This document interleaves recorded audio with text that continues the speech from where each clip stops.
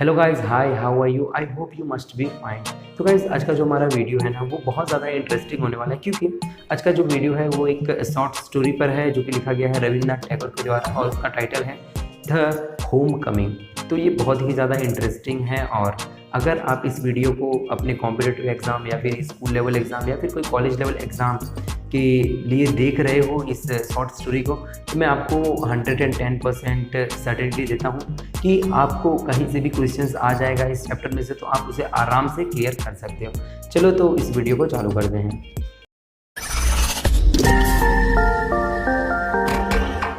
तो इस short story को एकदम डीप में एनालाइज करने से पहले मैं आपको बता देता हूँ कि इस शॉर्ट स्टोरी के अंदर 3 जन मेनली रोल प्ले कर रहे हैं। पहले नंबर पर है फटिक, और दूसरे नंबर पर है फटिक से यंगर ब्रदर जिनका नाम है मक्खन, और थर्ड नंबर पर आ जाते हैं फटिक के मामा मैटरनल अंकल जो कि हैं बिजाम भाई। बस ये 3 जन यहाँ पे मेन रोल प्ले करते हैं।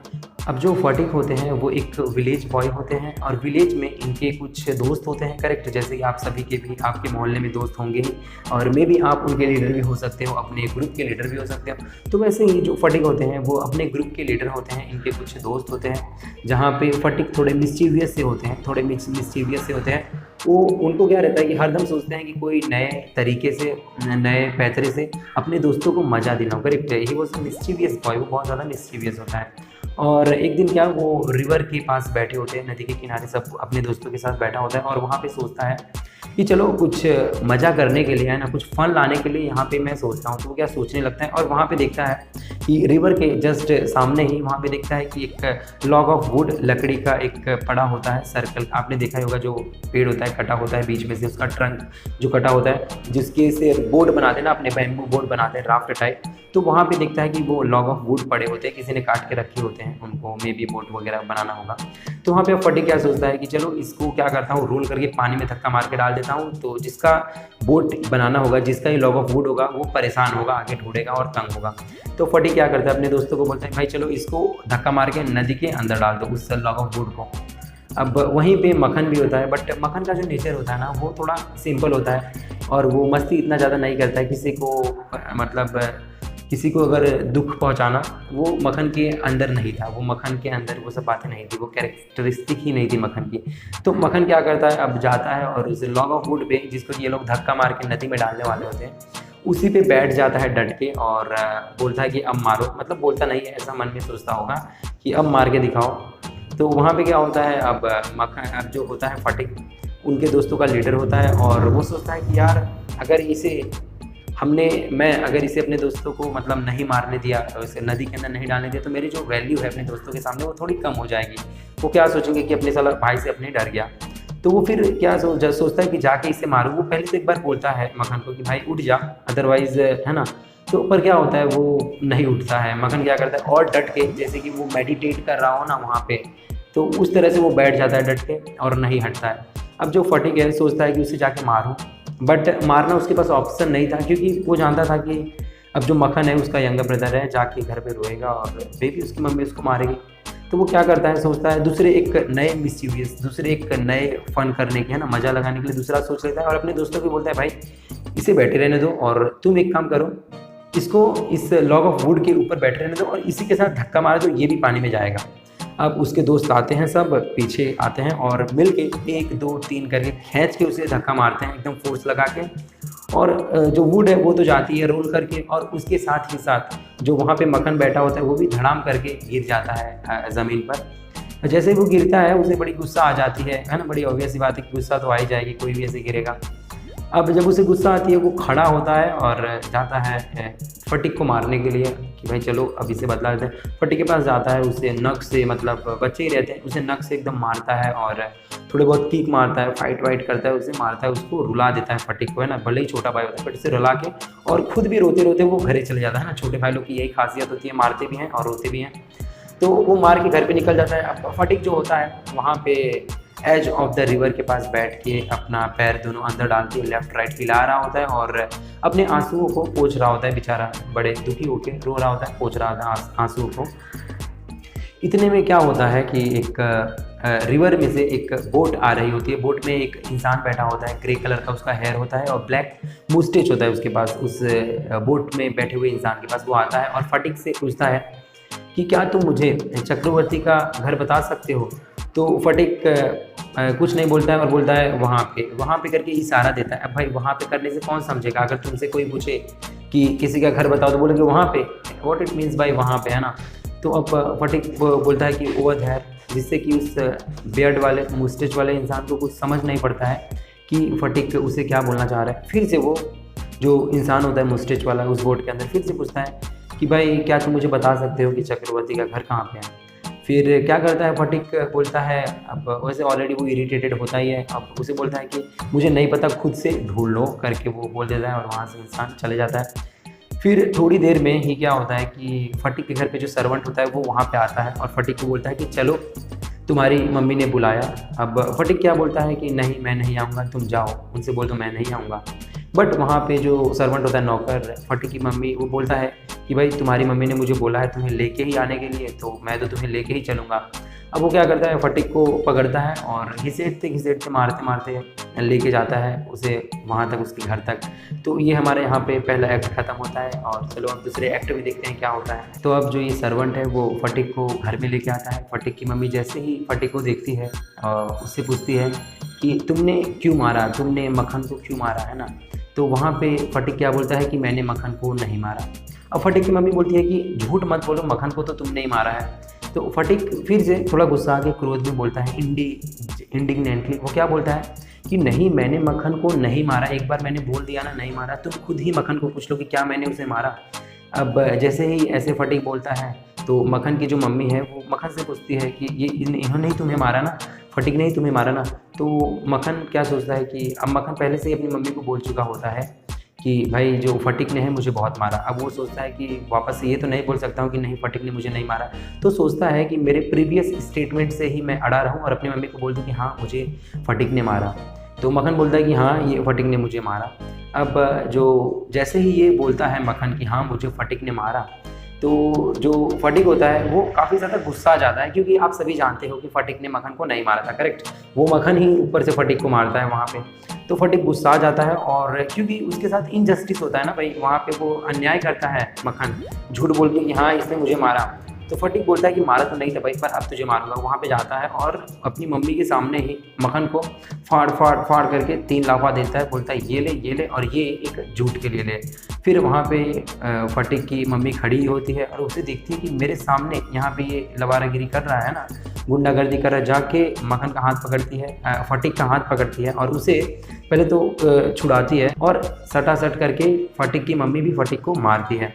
जैसे ही वो फटिक की मम्मी उसको मार रही होती है तो फटिक क्या करता है वहाँ पे अपनी मम्मी का हाथ पकड़ लेता है ना, हाथ पकड़ के छुड़ाता है। तो फटिक की मम्मी अब क्या बोलती है, क्या तुम विलन बन रहे हो कि क्या, मुझे मार रहे हो, अपनी मम्मी को हाथ पकड़ रहे हो, तुम मुझे रोक रहे हो। फिर जैसे ही ये इंसिडेंट होता है, जैसे ही फटिक की मम्मी ऐसा बोलती है, वैसे ही एक इंसान आ जाता है दरवाजे पे। वो ब्लैक ग्रेड हेयर है ना, मैंने आपको बताया था वो ग्रे कलर का हेयर होता है और ब्लैक मुस्टेच वाला इंसान वहाँ पे दरवाजे पे आ जाता है और पूछता है कि क्या हुआ। किसे फटिक की मम्मी से देखता है और पूछता है क्या हुआ। तो फटिक की मम्मी, जो फटिक होता है उसके तुरंत ही शर्म के मारे वो अपना मुंह ऐसे नीचे कर लेता है, क्योंकि उसने अपनी मम्मी का हाथ पकड़ा होता है। अब वो इंसान पूछता है कि क्या हुआ। इतने में जैसे ही फटिक की मम्मी देखती है उस बंदे को, उस ग्रेट कलर मैन को, जैसे ही स्ट्रेंजर मैन को वहाँ पे दरवाजे पे देखती है, वो बहुत ज़्यादा सरप्राइज हो जाती है।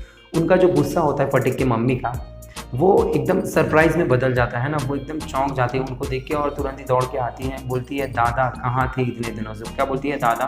तो ये बंगाल का, वेस्ट बंगाल का एक शॉर्ट स्टोरी है। तो वहाँ पे दादा को, बड़े भाई जो होते हैं उनको दादा बोला जाता है, बिग ब्रदर को दादा बोलते हैं।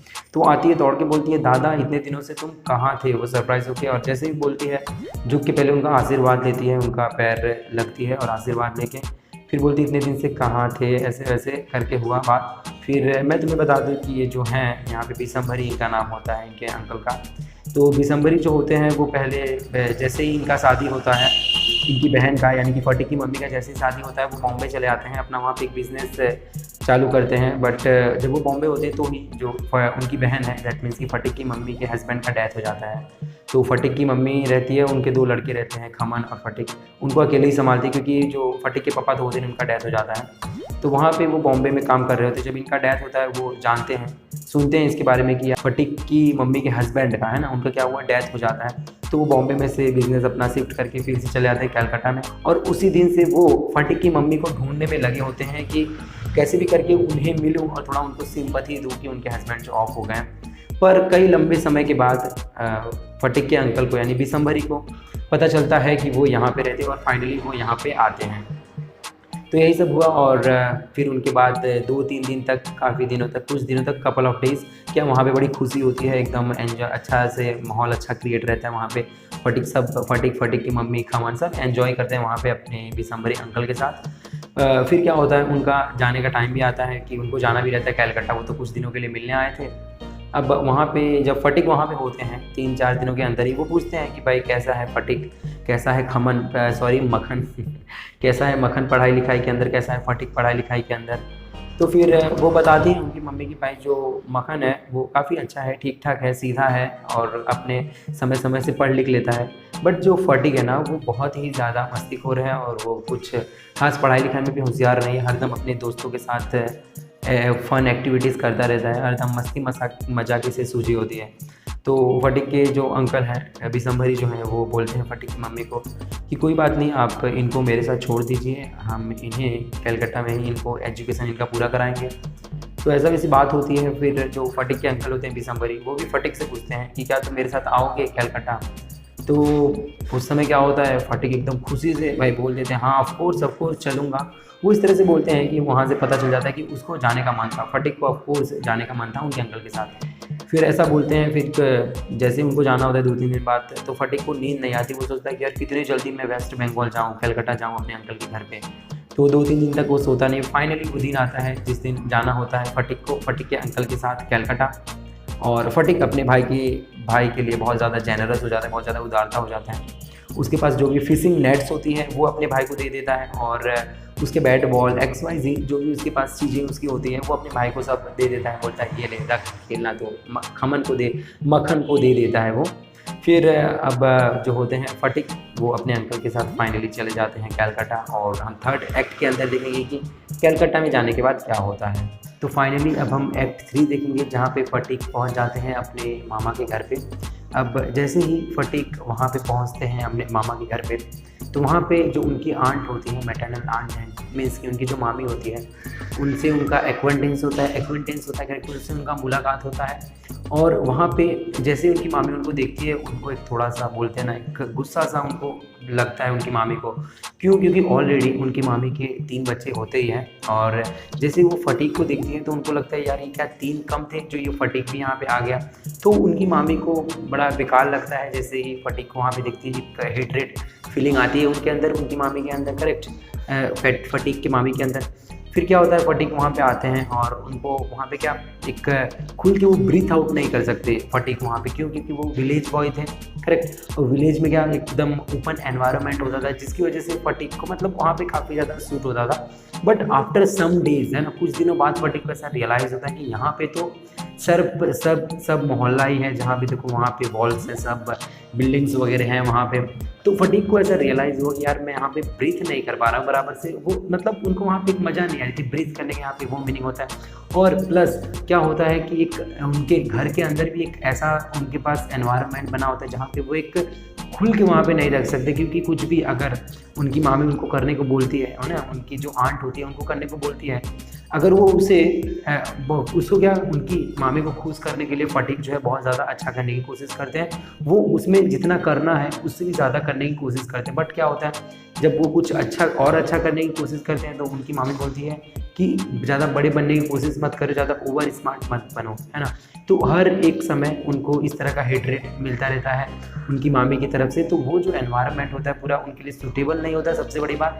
और यही सब मतलब दिक्कत बहुत रहता है। फिर स्कूल में भी क्या रहता है, वो one of the weakest student रहते हैं, करेक्ट। क्योंकि वो एक होते हैं रस्टिक, दैट मीन्स वो रहते हैं गांव के, एक बंदा होता है वो फटिक, उसको क्या गांव में ही अच्छा लगता है, वो गांव में रहा होता है। बट वहाँ पे जब वो स्कूल जाता है तो स्कूल में एक एज अ वीक स्टूडेंट होता है। और उनके जो कज़न सब भाई लोग हैं, जो फटिक की मामी के 3 लड़के हैं, वो भी उनको खास लाइक नहीं करते हैं फटिक को। क्योंकि क्या वो एक देहाती टाइप है ना, रस्टिक बॉय होता है, वो गाँव का लड़का होता है। तो वो लोग भी उसको इतना लाइक नहीं करते, स्कूल में भी इतना हेल्प नहीं करते हैं। दूसरे बच्चे जब हंसते हैं, जब टीचर उनके आंसर पूछती है फटिक की, जब वहाँ पे उसको आंसर नहीं आता है तो वो बेचारा ऐसे ही शांति है ना डम की तरह एकदम बैठे होता है वहाँ पे। और भी जो बच्चे होते हैं जब रिसेस पड़ता है या फिर कोई जीरो पीरियड हो जाता है, बच्चे जब बाहर खेलने के लिए जाते हैं तो फटीक वहीं पे क्लासरूम में बैठे बैठे, बाहर खेलने वेलने किसी के साथ नहीं जाते हैं, बैठे बैठे सिर्फ स्कूल की दीवारों को देखते हैं। फिर बैठे बैठे जो स्कूल के खिड़कियों में से देखते हैं जो दूसरी बिल्डिंग्स है, वहाँ पे कुछ बच्चे होते हैं वो टेरेस पे खेल रहे होते हैं, मतलब जो उनकी रूफ्स होती है, बिल्डिंग की रूफ्स होती है, वहाँ पे कई बच्चे क्रिकेट वगैरह XYZ कोई भी गेम्स खेल रहे होते हैं। जब फटीक उनको देखते हैं तो उनको खुद की पुराने जो यादें हैं वो ताज़ी हो जाती है। फटीक सोचते हैं यार कि हमारे भी दिन थे, हम जो मेडोज़, यहाँ पे मेडोज़ का मतलब होता है कि मैदान का, घास के मैदान है ना, एक हरे घास का मैदान, तो वहाँ पे फटीक जो है वो मेडोज़ थे अपने गांव में, दिन भर खेलते रहते थे, उधर काइट फ्लाई करते थे। यहाँ पे लिखा गया है कि वहाँ पे वो काइट फ्लाई करते थे।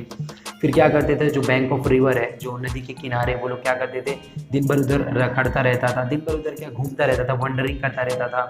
और भी वहाँ पे वो स्विम करता था, जो रिवर है वहाँ पे जी चाहे उतना स्विम वगैरह करता था, मतलब वहाँ पे उसको फुल एन्जॉयमेंट थी। उसके फ्रेंड्स थे वहाँ पे, अपने फ्रेंड्स का वो रिंग लीडर था, जैसे कि मैंने तुम्हें एक्ट 1 में ही बताया था। वहाँ पे उनका दादा रहता है, बॉस रहता है वो, करेक्ट। और फिर वहाँ पे ये भी बताया गया है लास्ट कुछ लाइन्स में कि उनकी जो माँ का वहाँ पे प्यार था, स्टिल उनकी माँ उनको प्रिजुडाइज नहीं करती। दैट मीन्स कि दो हिस्सों में प्यार को नहीं बांटती थी। जितना प्यार मक्खन को दिया जाता था उतना ही फटीक को भी उनकी मम्मी करती थी। और उनकी मम्मी एक अलग ही तरीके से उनका लव होता था, फटीक के शो करती थी। काफ़ी ज़्यादा वहाँ पे उनको लव मिल जाता उनके विलेज में उनकी मम्मी के द्वारा। बट वही सब चीज़ें जो है यहाँ पे फटीक एकदम फील करते होते हैं कि मुझे यहाँ पे वो सब चीज़ें नहीं मिल रहा है, किसको, फटीक को। फिर क्या होता है, एक दिन फटीक का जो बुक होता है वो खो गया होता है। बुक मतलब उनका जो स्कूल का लेसन दिया होता है वो स्कूल की बुक खो गई होती है। और फटीक फिर क्या करते हैं, कज़न अपने जो उनके मामा के जो लड़के हैं उनसे हेल्प मांगते हैं, पर वो उनकी हेल्प नहीं करते हैं क्योंकि ऑलरेडी वो बहुत ज़्यादा उनसे बोले तो उनको भी हेटरेट ही रहता है। और फटीक जैसे कि एक विलेजर बॉय था तो उन लोगों को क्या इतना खास उससे लगाव नहीं था।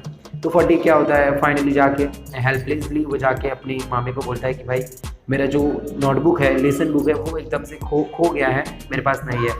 अब उनकी मामी उनको क्या बोलती है कि यार मेरी ऑलरेडी इतनी बड़ी फैमिली है और अगर तू इस तरह से महीनों में 5 बुक खुआ देगा, 5 बुक अपने लॉस्ट कर देगा, तो मैं कहाँ से तुझे ला के दूँगी, है ना। मेरे पास इतने पैसे नहीं है, मेरी ऑलरेडी इतनी फैमिली बड़ी है। अब फटीक को ये सुनते मान उसको थोड़ा सा तो ज़रूर होता है।